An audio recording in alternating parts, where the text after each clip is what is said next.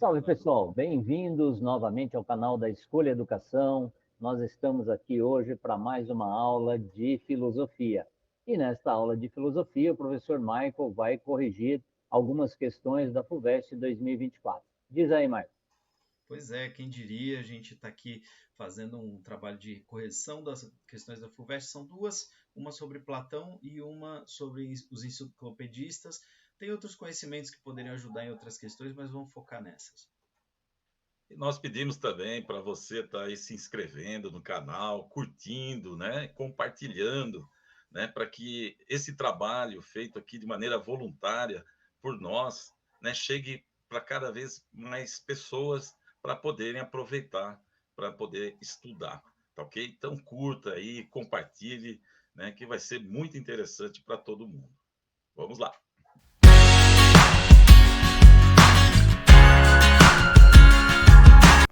Olá, então vamos para uma correção das questões de filosofia na FUVEST 2024, questões 22 e 23 da prova V. Gente, para muita gente foi uma surpresa, foi uma novidade nesse contexto em que o ensino médio está passando por transformações e a filosofia parece, junto com outras matérias, estar perdendo um pouco de espaço e de repente nos vestibulares parece que está ganhando um espaço importante. Né? E é bem interessante para nós da área, é bem interessante para o estudante que valoriza esse pensamento, que valoriza essas questões, para todo mundo que teve acesso e que gostaria de ter acesso a esse amplo conhecimento que é a filosofia. E aqui a gente vai falar de duas questões que são bastante importantes dentro da história da filosofia, né? Um período é o período clássico grego, ali o período em que aparecem os três grandes pensadores, Sócrates, Platão e Aristóteles, e a gente vê uma questão sobre Platão. O segundo momento importante aí, a gente vai ver que tem uma questão que traz o iluminismo, que traz uma referência do século 17 e 18.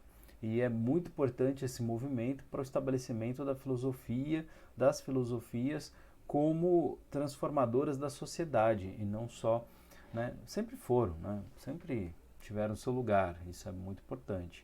Mas vamos às questões, a gente vai ler e eu vou comentando, é bem rapidinho, esse é um vídeo curto, né, então vamos lá. Primeiro a questão aqui.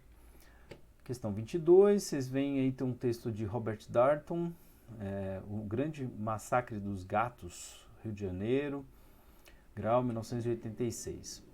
A enciclopédia conseguiu destronar a antiga rainha das ciências e elevar a filosofia para o seu lugar. Longe de ser um compêndio neutro de informações, a obra modelava o conhecimento de tal maneira que o tirava do clero e o colocava nas mãos dos intelectuais comprometidos com o iluminismo. Mas o combate mais importante ocorreu na década de 1750, quando os enciclopedistas reconheceram que o conhecimento era poder e o mapeamento do universo do saber e, mapeando o universo do saber, partiram para a conquista.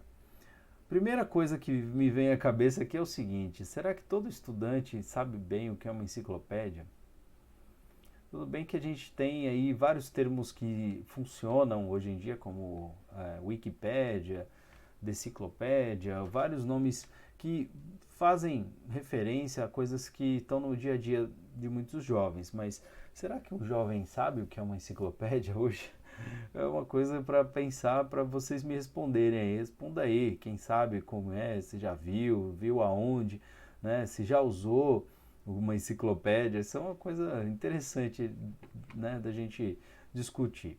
Bom, segundo o excerto, né, o trechinho aqui, a enciclopédia preparada pelos pensadores de Diderot e d'Alembert propunha um novo papel para os filósofos e uma reordenação do conhecimento científico.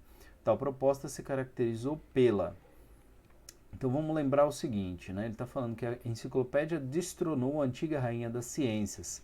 Quem é a antiga rainha das ciências? Falando desse momento histórico, a teologia. Tá? Isso você pode ter aprendido na aula de história, você pode ter aprendido em filosofia, você pode ter aprendido de inúmeras maneiras. Mas a teologia teve um papel importante na história do pensamento humano e estava passando por uma crise. Nesse momento estava passando por uma crise importante, né? E a filosofia teve seu papel nisso, os pensadores tiveram seu papel nisso. É curioso que aqui a gente também está vendo um momento em que não se tem ainda muito claramente o nome ciências. Muita gente não sabe disso, mas as ciências se organizaram no século XVIII, no século XVII, XVIII, e nem todo mundo se chamava cientista necessariamente. Havia muita gente que se entendia como pensador, como filósofo, tinha as especificidades das áreas, o físico, né? Tinha algumas especificidades, o matemático, mas é importante demais o papel da filosofia aqui, né? Então vamos aos itens. Item A: conexão com um modelo de saber que justificava a hierarquia do antigo regime. Bom, me parece que não.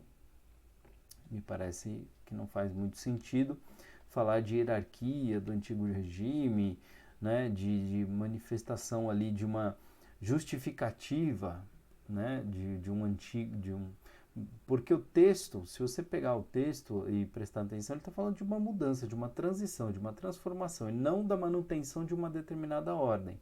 Então, do ponto de vista do raciocínio histórico, já essa A não parece compreensível. Então, você precisa entender o que é o antigo regime, né, o que é essa hierarquia social, uma sociedade estamental. Será que está falando do feudalismo? Será que está falando, né, da sociedade medieval? Né? Bom, não justifica, né? Ponto. Então, não é A.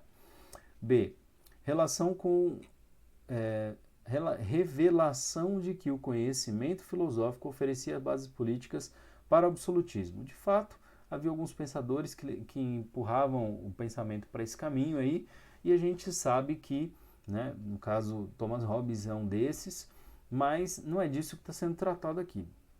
A gente não está vendo essa discussão de absolutismo, né? Fica uma pulguinha atrás da sua orelha, mas eu suspeito, né?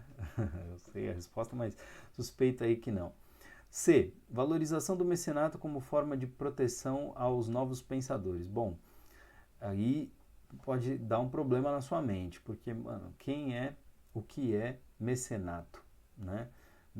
Mecenas é aquele que financia arte, conhecimento, é o burguês, né? Que já está nesse cenário que está surgindo, nem todo mundo tem esse vocabulário, mas eu imagino que quem teve bastante repertório, escopo, né, de história e filosofia, consegue responder isso aqui e entender que não há ainda uma discussão sobre isso, né?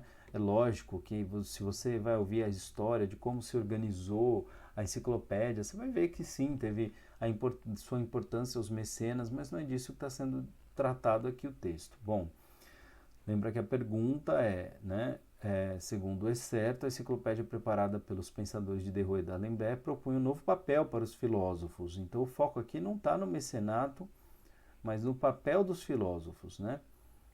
Então você tem que ter sempre isso em mente. D: aclamação dos pensadores como defensores da neutralidade científica. A neutralidade científica é um tema que vai surgir bem depois, do século XIX, né? A gente sabe que tem algumas raízes ali no Francis Bacon, mas não me parece ser o que está sendo discutido aqui. E: legitimação dos filósofos enquanto portadores das virtudes derivadas do culto do conhecimento empírico.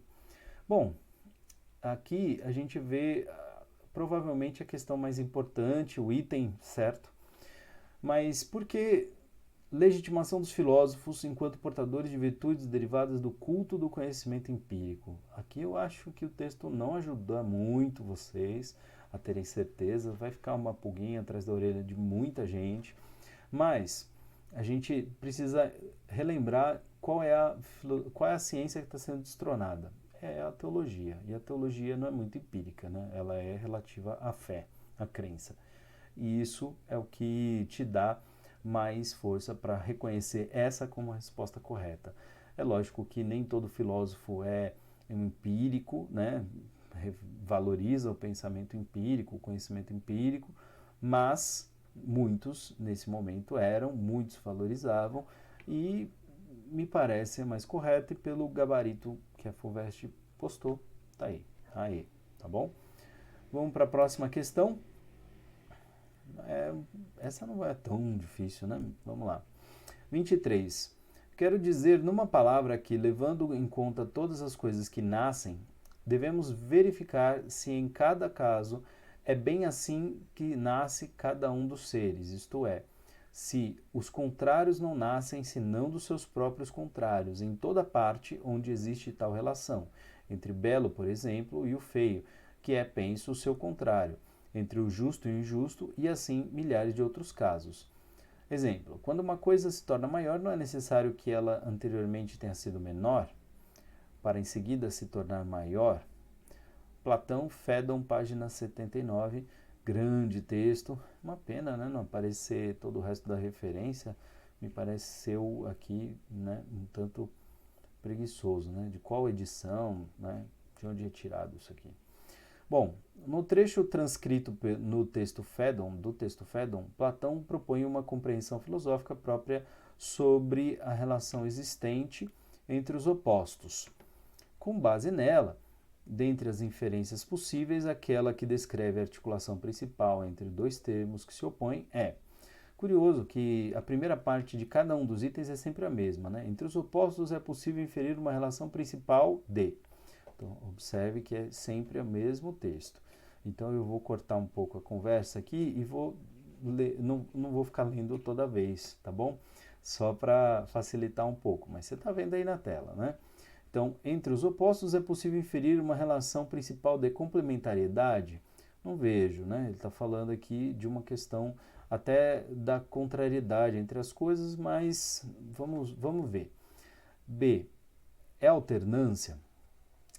Parece haver uma alternância aqui no exemplo, né, entre maior e menor, né, mas não é necessariamente alternância sempre. Aqui a gente tem uma palavrinha muito chave, que é nascem, né, de onde surge, geração. E aí você vai olhando aqui, ó, você vai ver exclusão, não, anulação, não, geração, então tá aqui a resposta, né, item E.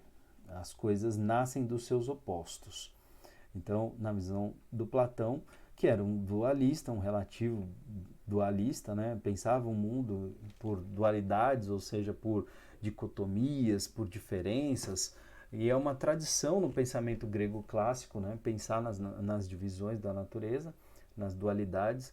Então, a gente tem aqui uma resposta até que simples, mas se você nunca viu isso pode ter te assustado um pouco. Dá para responder lendo, mas tem que lembrar o contexto da prova e como cada um passa por isso. Então, não vou dizer que é fácil, tá?